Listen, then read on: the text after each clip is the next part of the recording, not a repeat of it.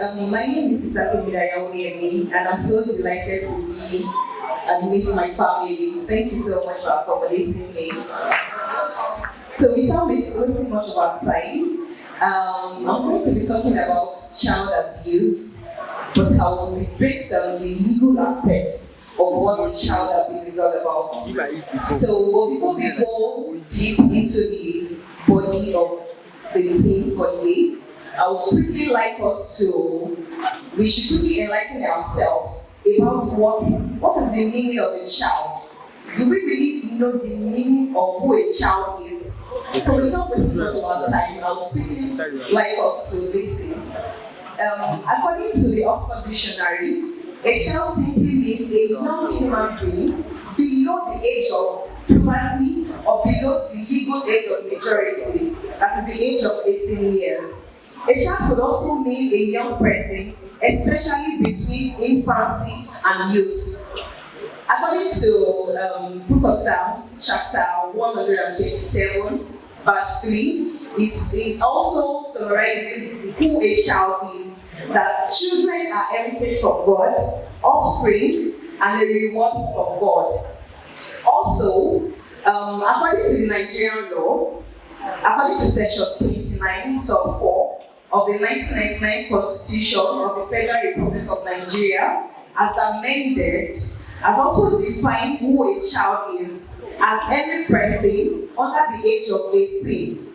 More so, according to Article 1 of the United Nations Convention on the Rights of the Child, defines a child as a person that has not gotten to the age of 18. The Child Rights Act 2003 also defines a child as any person under the age of 18. To back it up, also section 27, section 277 of the Child Rights Act also defines who a child is as a person below the age of 18. According to the UK definition, it also defines a child as any person who has not yet reached their 18th birthday, and this is also in line with the United Nations Convention on the Rights of the Child and Civil Legislation in England and Wales. So in a nutshell, if you know you fall within the range of 18 and above, you're a child. And this provision, if you are 18 years below, if you are 18 years below, you're a child. And this law governs you. I hope you understand who a child is now. Thank you so much. So without wasting much of our time, there are some fundamental rights as a child. So you being a child, you have some fundamental rights that you need to know. Your right as a child. Nobody should deprive you of that child. Nobody should let you down because you have a right. Under the Nigerian law, there are some provisions for fundamental rights for a child. And this right includes right to survival and adequate standard of living, right to a name, right to family life, right to private life, right to dignity, right to recreation, right to cultural activities, right to health services, right to education.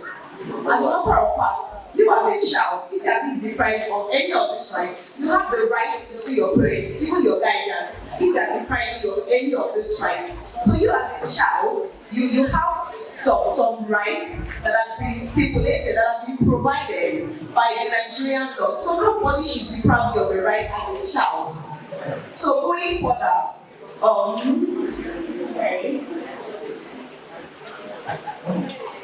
so we have several different forms of child abuse. We have several different forms of child abuse. So child abuse could come in any of the forms. So one, I have physical abuse. Secondly, I have sexual abuse. Thirdly, I have emotional abuse. And lastly, on my list, I have neglect. So under this neglect, there are different types of neglect. So this neglect includes physical neglect, family failure to provide adequate food, shelter, clothing, or medical care from your parents or from your guardian. Or we also have educational neglect, maybe failure to provide or to failure to ensure access to education, and we also have emotional neglect, failure to provide support, love, and attention. Also, we have medical neglect, failure to provide necessary medical treatment.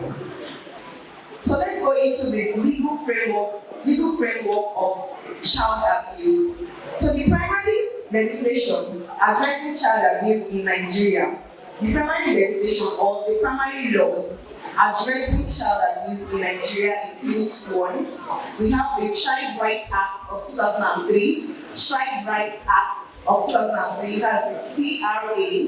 The Child Rights Act is a Nigerian federal law that aims to protect the rights and well-being of children. The Child Rights Act is a Nigerian federal law that aims to protect the rights and well-being of children, and it also covers children under the age of 18. So the key provision of the CRA, that is the Child Rights Act 2003, so what it does includes one, protection of child rights. This act guarantees several rights for children, including the right to survival and development, the right to express their opinions, protection from child abuse, neglect, exploitation, access to education, healthcare, and social welfare, protection from discrimination. Secondly, what this act does, that is the Child Rights Act of 2003, the second primary aim that it does is parental responsibility. The CRA outlines the responsibilities of parents and guardians towards children, including ensuring the child's well-being, providing for their physical, emotional, and psychological needs, and protecting them from abuse, neglect, or harmful practices. Thirdly, prohibition of child abuse. The CRA explicitly prohibits various forms of child abuse, including physical, sexual, emotional abuse. It also prohibits harmful traditional practices such as child marriage, child betrothal, and female genital mutilation. Secondly, we have Violence Against Persons Prohibition Act of 2005. Secondly, we have Violence Against Persons Prohibition Act of 2015. This act is a Nigerian federal law that addresses various forms of violence, including violence against children. Its provision covers both children and adults. This act recognizes and protects the rights of children, including the right to be free from all forms of violence, exploitation, and abuse. Secondly, criminalizes child abuse.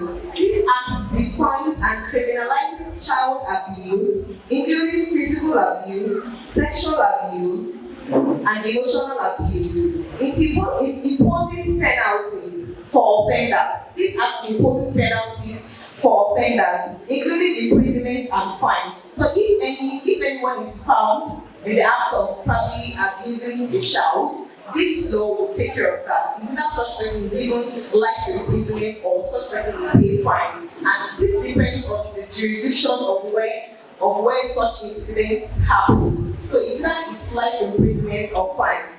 So also we have common causes of child abuse. Causes of child abuse. Child abuse is a complex issue with multiple causes. While each case of child abuse is unique, here are some common factors that causes child abuse in our economy. So such include one, family dysfunction.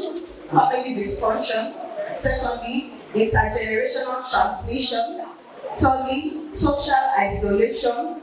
Fourthly, substance abuse. Fifth point, parental mental health issues. Sixth point, poverty and socioeconomic factors. Seventh, lack of parenting skills and knowledge.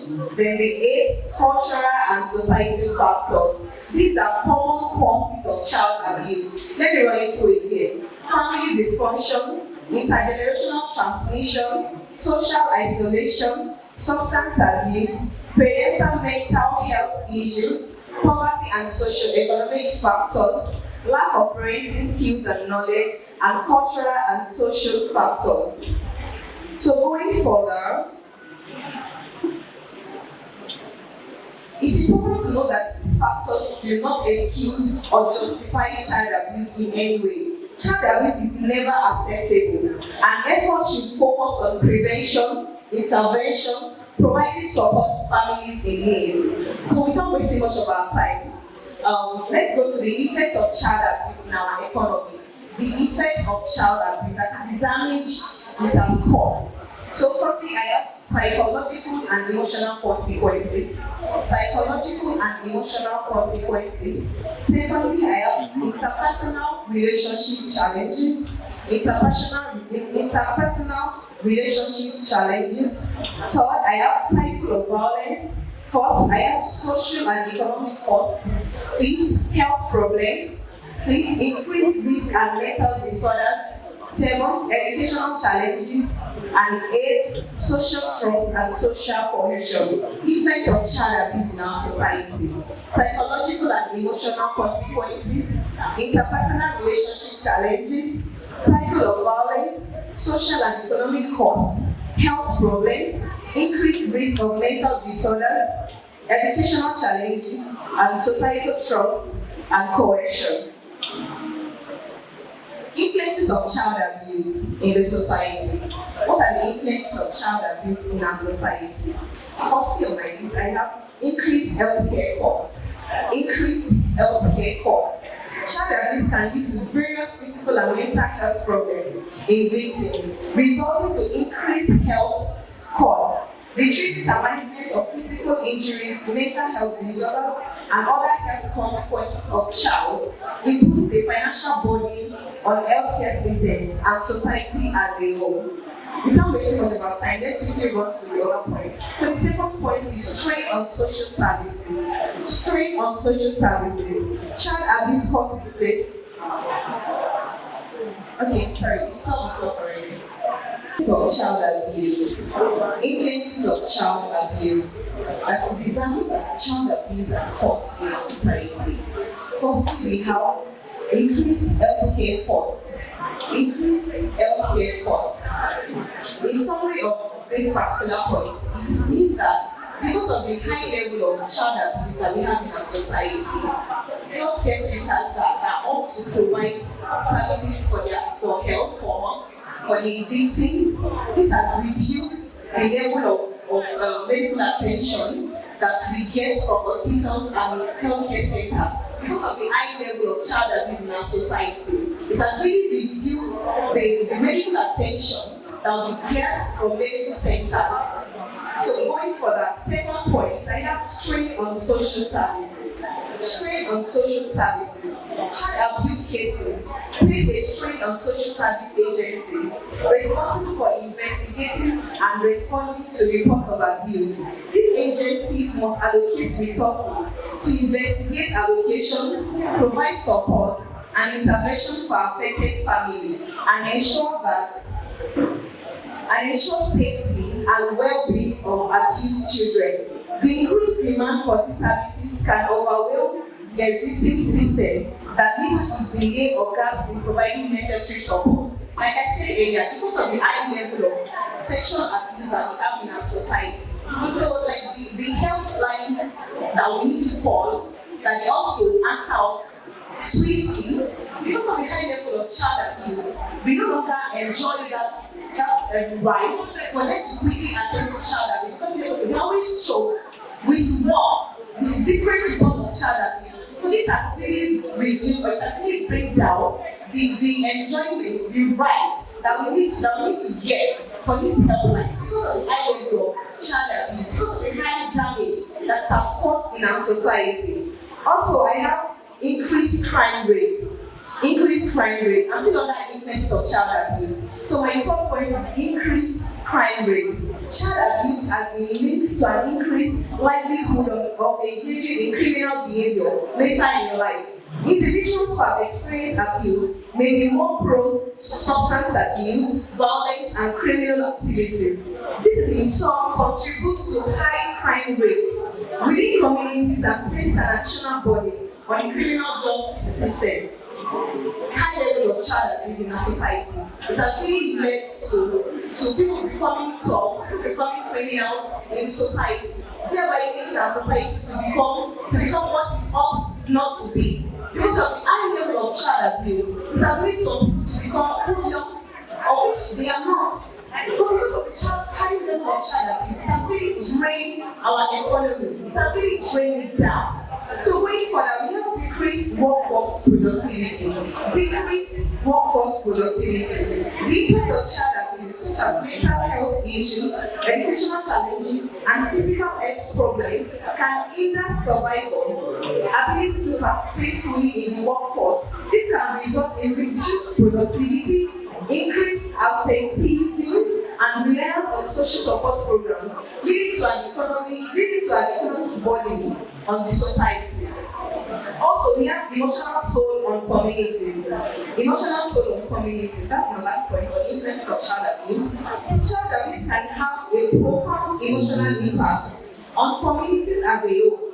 When incidents of child abuse come to light, it can evoke strong emotional responses, including anger, sadness, and a sense of collective responsibility. Communities may rally to support victims, demand changes in policies, and work towards preventing future cases of abuse.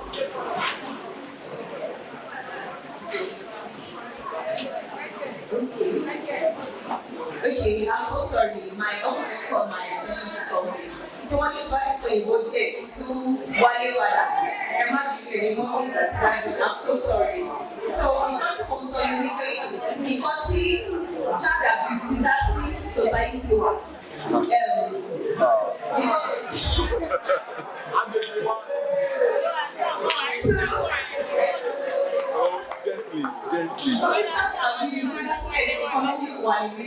What is taking away the meat criminals? What is all water? Literally level to child abuse in society. Sorry. So going further, we have child protection mechanisms. Meaning Nigeria has implemented several laws and policies to address child protection. What I'm saying is that Nigeria has stipulated some laws that caters or that addresses child abuse. Because it was on the ní ìlú wa ní Nàìjíríà yìí, àwọn ìjọba ti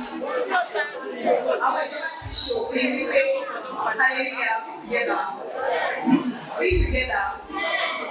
What I'm saying in essence is ní ìlú wa ní báyìí, àwọn ìjọba ti ṣòfin wípé òfin kan máa tó wà ní ìmójútó the society wà lélẹ̀. So àwọn òfin ẹni fẹ́ kà sí ìtàbáyìí. So, like I said earlier, Nigeria emanated several laws and policies to address child abuse. So these laws include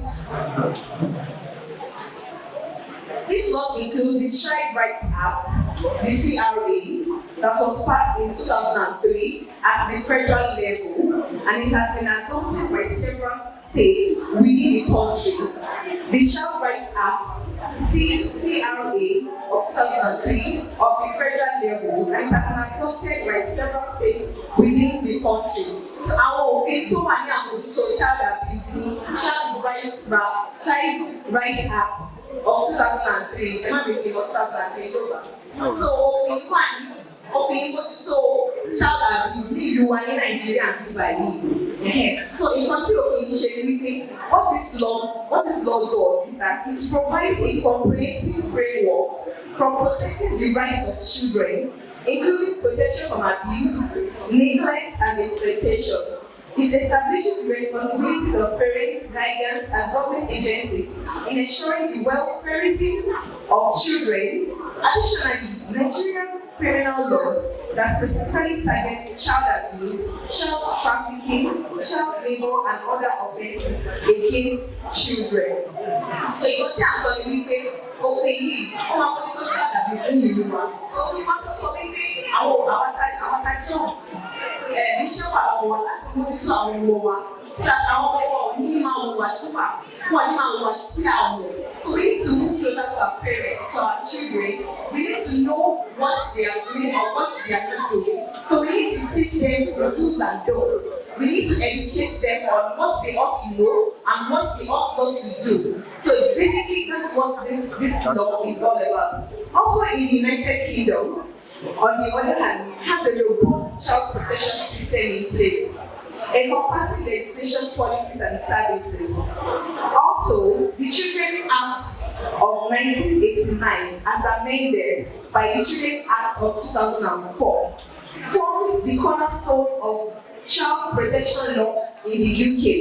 It outlines the duties of local authorities, courts, and other agencies in safeguarding children's welfare.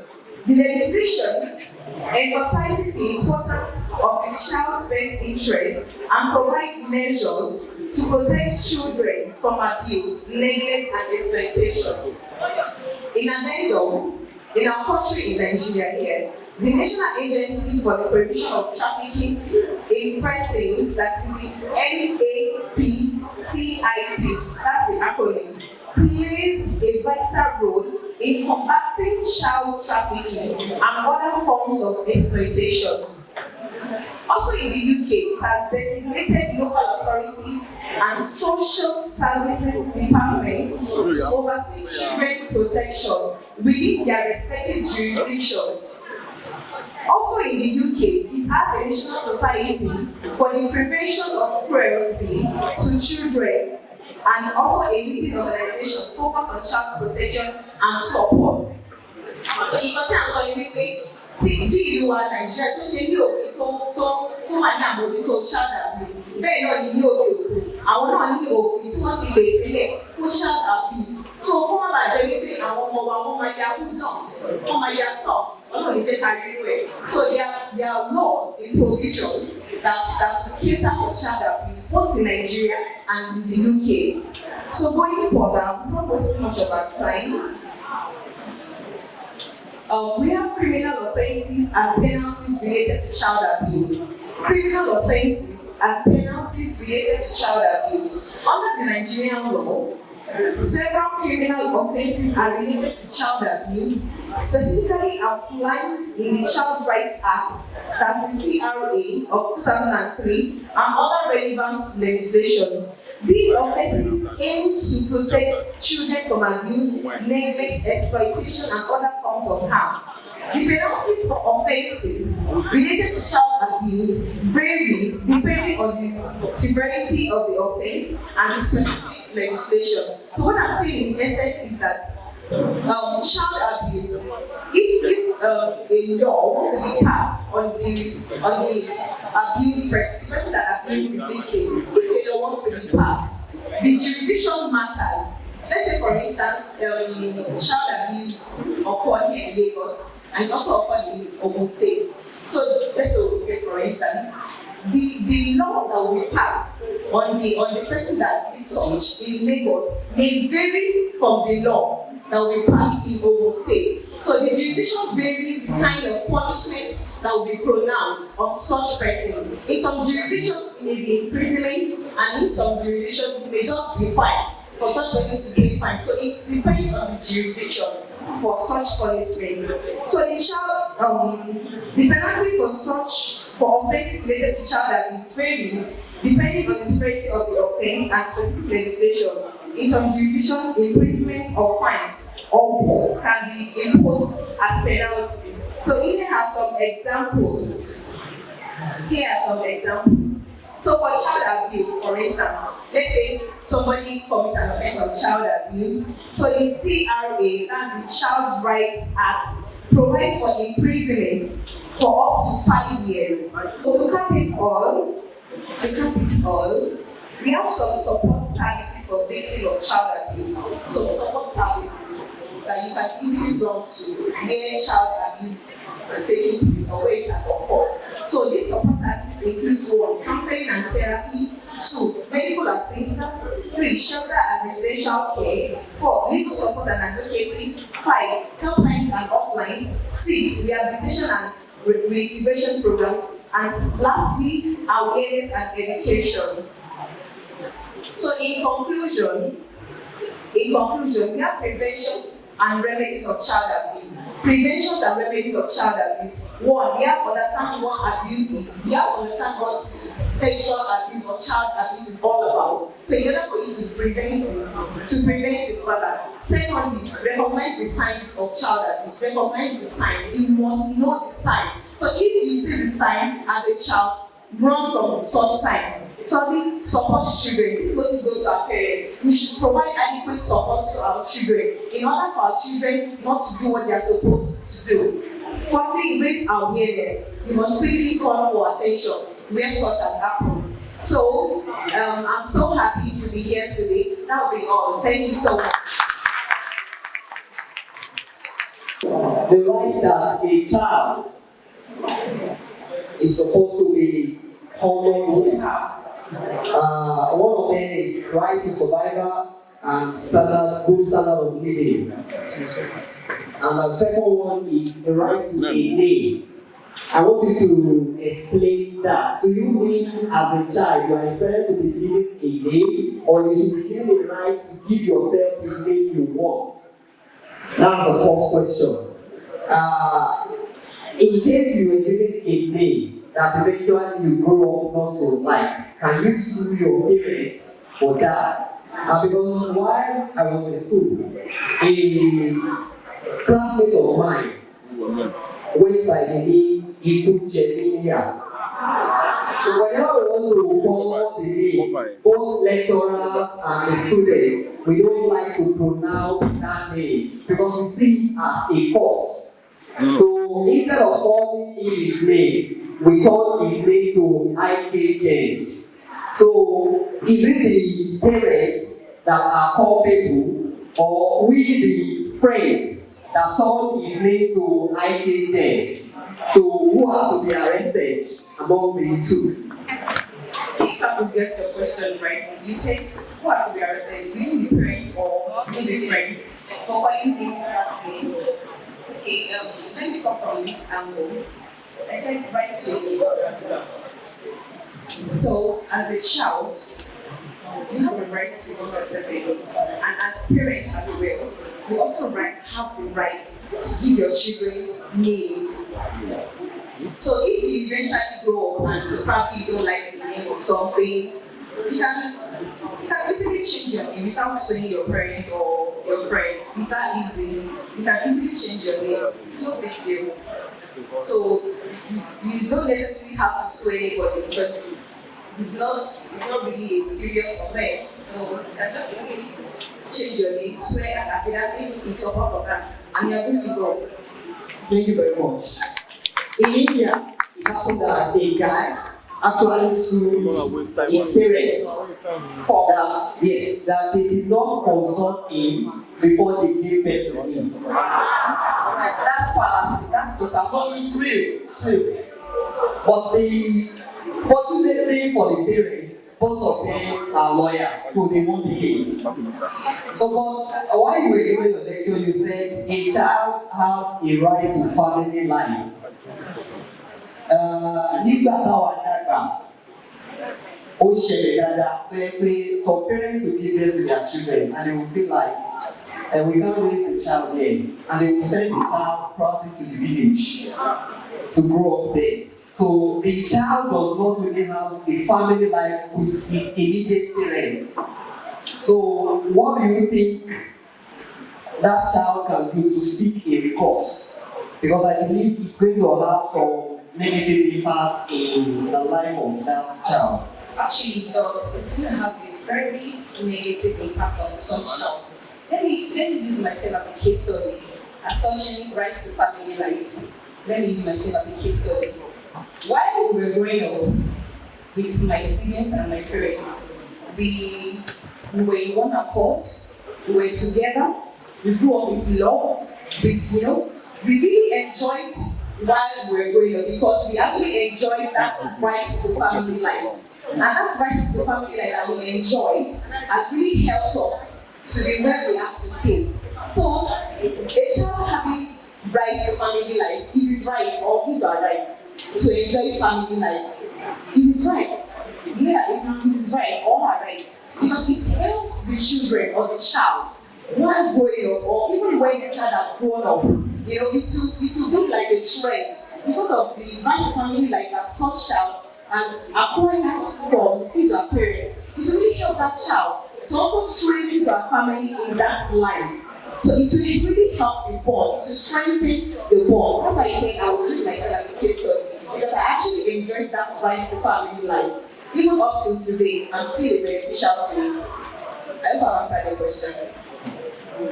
The day that the parents cannot afford to send their child to school, is there a plan government have to cover up for this, and the child has passion to educate, passion to go to school, but the parents cannot afford it? Is there a plan that government have or something? How do you explain that? That's all we have public schools.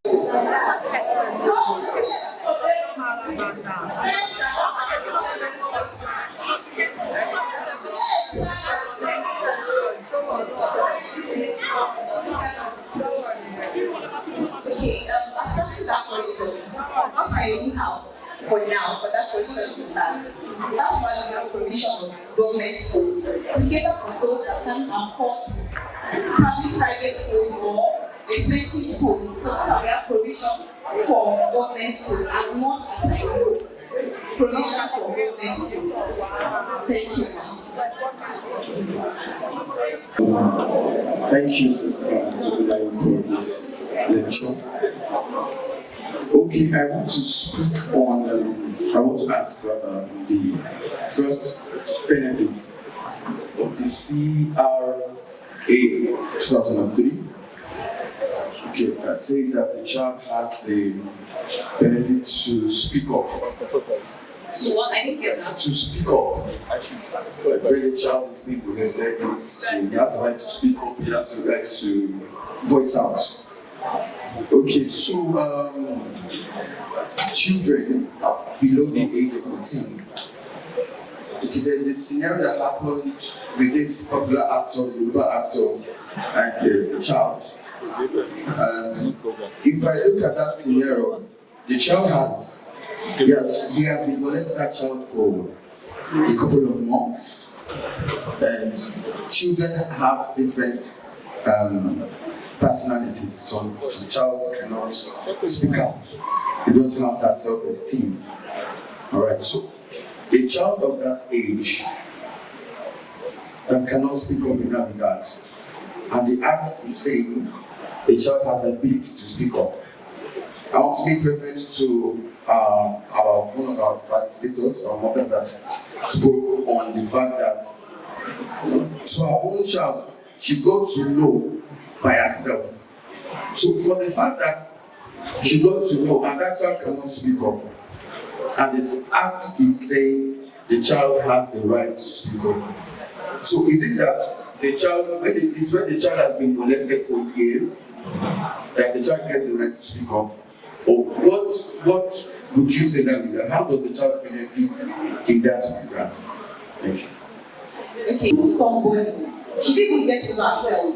She got to know through somebody. To me, I think it didn't go well with me, because why would you get to know of something of a child from somebody else? That means you don't have a close relationship with your child or with your children. So put the blame on her for getting to know from somebody else what is happening to your child. You as the mother, you don't know. So why if you know of such child, you go to know from an outsider? I didn't go with that. It didn't really go well with me. So I'm putting the blame on her for not having the close interaction. There's no intimacy between her and her child enough for her to get to know from somebody else. And especially the CRA, that's the Child Rights Act, like I say, is a Nigerian federal law that aims to protect the rights and well-being of children, and the so-called children under the age of 18. So if you are under the age of 18, automatically this act governs you, and whatever abuse that may come up, this act will speak your brain. So as a child that can't speak, I would be advising the parents on that aspect for a child that can't my advice to the parents is that they should adopt this kind of a close relationship with their children, a close interaction with their children, that regardless of what they think they be, or regardless of what the child may be going through, the child will be free to talk to his parents.